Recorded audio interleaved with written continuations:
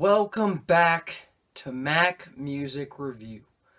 I'm your host Mac, and today we are looking at a Fiona Apple album.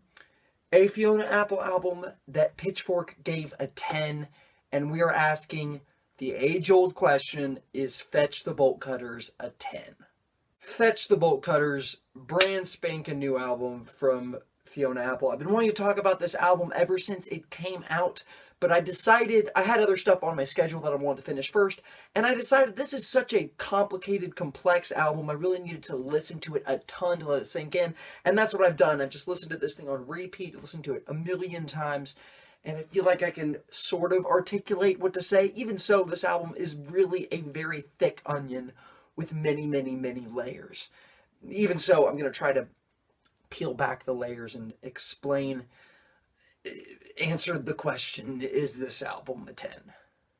The first thing that really stands out about this album is the music.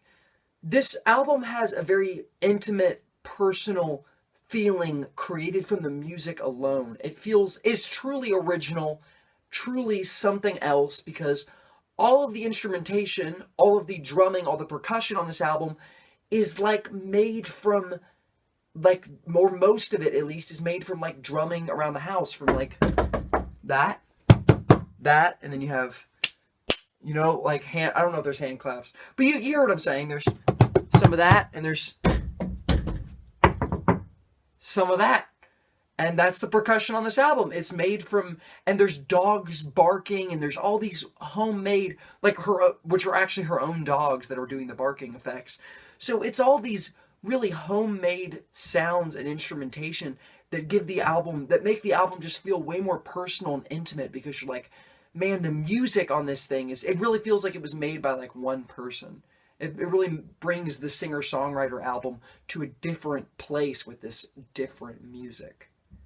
The music is not just amazing because of the drums, because of the original aspect. It's all the different things going on here. The very bright, energetic piano on songs like I Want You to Love Me and Shamika, to just the weirdness of songs like Fetch the Bolt Cutters and the sparseness, to the really just vocal bliss that is the beginning of For Her, that's also kind of chaotic. It's just kind of immediately starts and your ears are like, what is going on? Or the end of Relay, where all the music cuts and it's her singing, and it's very dark feeling and sparse, and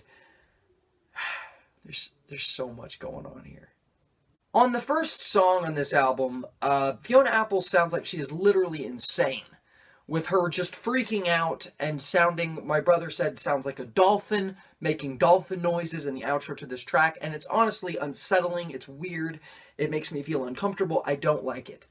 But vocally, Fiona Apple is a very interesting singer. She's very unique, she's extremely energetic. Occasionally, she's kind of funny. She has a sense of humor, a lot of sarcasm comes through in her voice, and she's just very, very expressive. As you could, just from, the album cover, you're like, that, she looks kind of weird. Well, she looks like she sounds. She really does. She's a little bit crazy, a little bit insane, but also sometimes very beautiful, depending on the song. Of course, this is a singer-songwriter album, so what's really important with a singer-songwriter album is, of course, the lyrics. And lyrically, this thing is fantastic. Some of these songs are love songs. Songs like I Want You to Love Me, songs like Rack of His, songs like Actually That's It. That's all the love songs on this thing. Just 2 love songs. Yes. And I can't complain. Pretty great sounding love songs. I don't think they're as well written as the non-love songs on the album, at least not as interesting, but they're solid. This album is utterly fantastic from a lyrical perspective.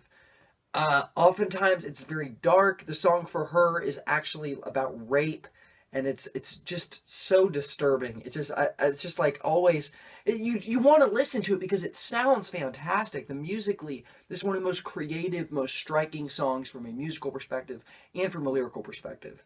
and it just grabs you. And then you have songs like Cosmonauts, which just sounds beautiful. A lot of these songs get really epic in the second half, and this is one of those. You have songs like Under the Table, which are extremely energetic. You have songs like Fetch the Bolt Cutters, which it just feels majestic.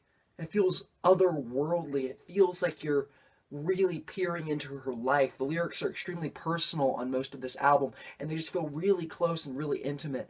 On songs like Newspaper, where she sings about connecting with this woman because both of them were in an abusive relationship, or both were kind of abused by a man, and so she says, I feel close to you, and you really do feel this sense of closeness when she's singing about this. It's really, really impressive, really amazing. In many different places, this album feels like a war cry with its extremely repetitive choruses. A lot of these songs are very repetitive. Songs like Under the Table, kick me under the table all you won't, I won't shut up, I won't shut up. And it just becomes a rally cry. Also in the song Relay, where she talks about how evil is a relay sport where the one who's burned, I think she says, passes the torch. So like this, like we're just...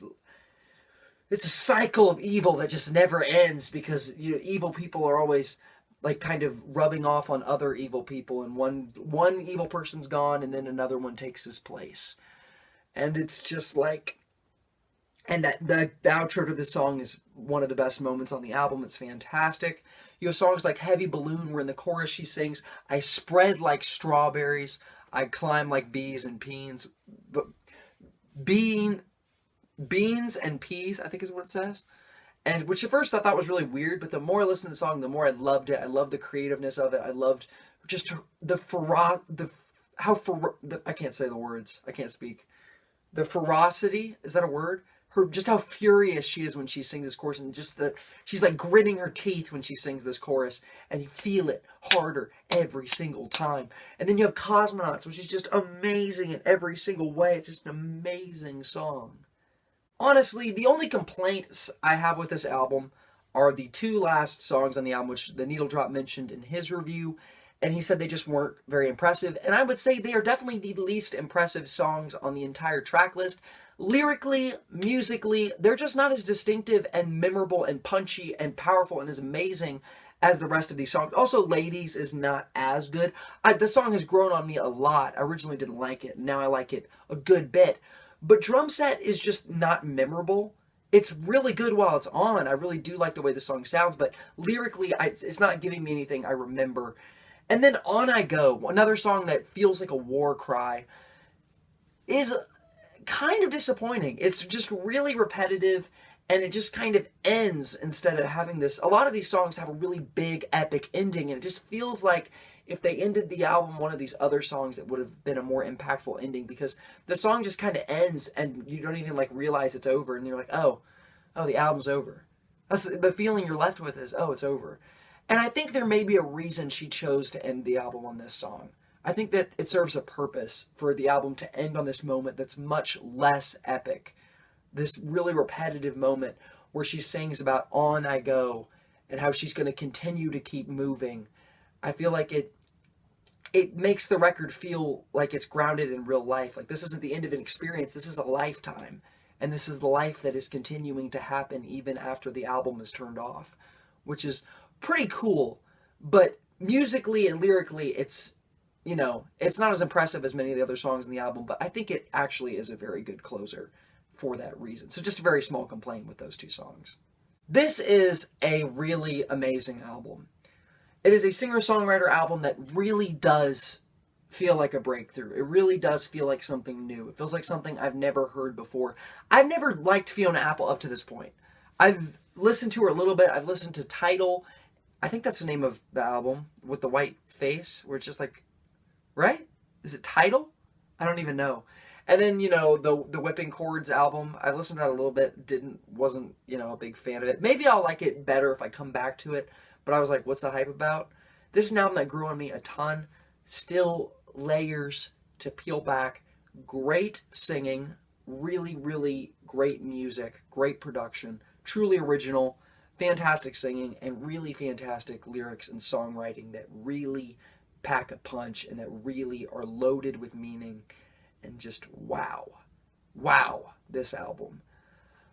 I'm going to give it a 9. I'm not going to give it a 10. A 10 is only for something that's truly, absolutely out of this world fantastic. Something that really, it's for albums like To Pimp a Butterfly and albums like The Queen is Dead. I'm glad we have examples because I've done those on the channel. And I can link those in the description. This is still a fantastic album, even though I wouldn't give it a 10. What is your favorite Fiona Apple album? What's your favorite Fiona Apple song from this album? Because if you'd name any of her other songs, I would not know what you're talking about. What do you think of this album? Do you think it's really overrated? And by the way, I forgot to mention, this is the highest rated album of all time, which I do think is an exaggeration, because I think To Pimp a Butterfly exists. And I mean, on Metacritic, it's the highest rated album of all time on Metacritic. Highest rated album, I think, since 2001. Because I think that's where, as far back as the album reviews go, is 2001. And it has a 100. It has an actual perfect score. And it's basically like Rotten Tomatoes. It's a compilation type website. But yeah, this is the most critically acclaimed album to ever exist on Metacritic. And it's kind of amazing. And it's kind of an amazing title. But I can see why they would give it this title. It is a truly fantastic album. Thank you for watching the video. Have a great rest of your day.